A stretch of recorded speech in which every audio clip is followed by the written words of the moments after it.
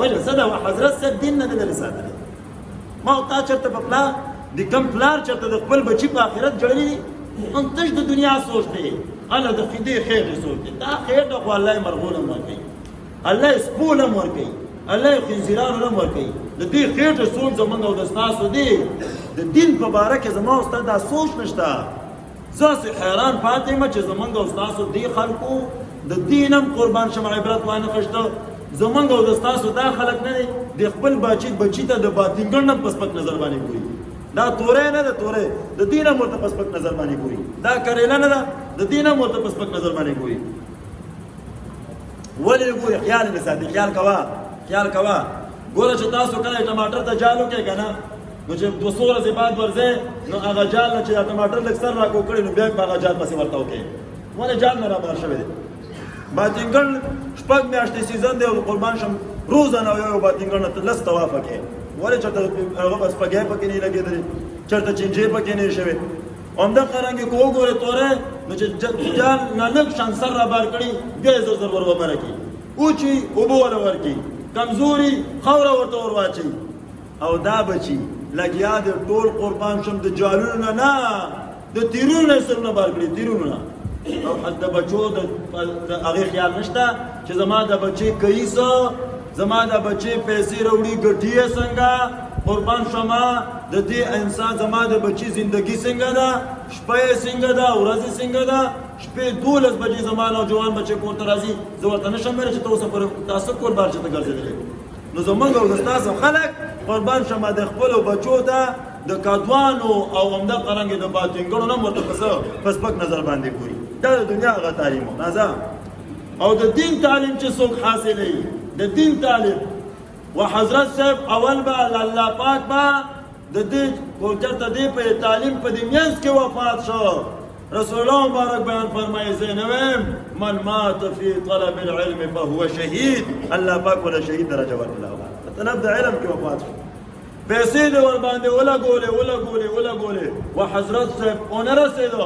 هر امتحان کې پیل، هر امتحان کې پیل، هر امتحان کې پیل بالکل دې پیل شي. الله پاک د یوې روپۍ په بدله کې الله پاک تا ته 200 باندې دا بدلي فی سبیل الله.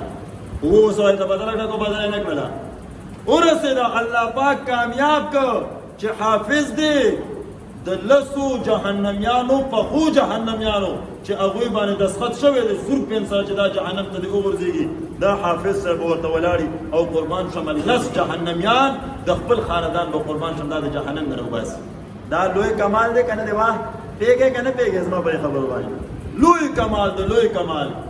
نیمه کې وفات شو، شهید شو، قربان شمه پیسې دې ورباندې ولګولې، ټولې دې قربان شم صدقه شولې، ورسېد. الله پاک په دا ورکوي، دنیا به هم الله پاک روښانه کړي، آخرت به هم الله پاک روښانه کړي. وا مولیان کم ځای کې څوک د لوږې مخ د تانوي بابا والد صاحب قربان شم یو ډېر کمالي سړی و، دنیادار سړی و، خو د دین سره جوړه و، خو خلکو سره یې ناسته پاسته وه.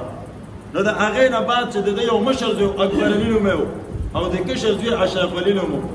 نه اکبر علي تعلیم له بوته، اوچت سکول ته یې بوته او کالج ته یې بوته، او دا کم چې دا زوی و د اشرف علي تانوي رحمه الله دی یې بوته مدرسې ته، لول یې په کلي کې ورباندې تعلیم وکړه، بیا د هغې نه بعد بوته دارالعلوم دیوبند ته، هلته یې بوته.